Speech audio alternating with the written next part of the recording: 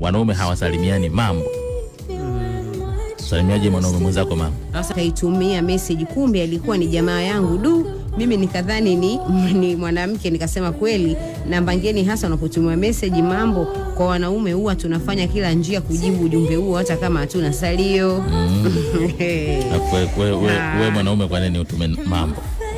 Jamani sasa anamsalimia mshikaji. Inakuaje? Kwani hizo ulikuwa huoni? Mpaka uanze kutuma mambo. Kila jamii na utaratibu wake kusalimiana. Utaratibu wake gani wewe? Jamii yetu sasa hivi hususan kwa mwaka 2026 na kuendelea, wanaume hawasalimiani mambo. Salimiaje mwanaume mwenzako mambo? Sasa nani anasalimiana mambo? Wewe ukinisalimia mimi mambo it's okay. Mimi nikikusalimia wewe hey Yusta mambo? Mambo nyota. I'm good. Niko poa mambo?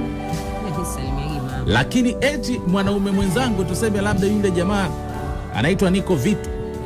Ananifuata eti mambo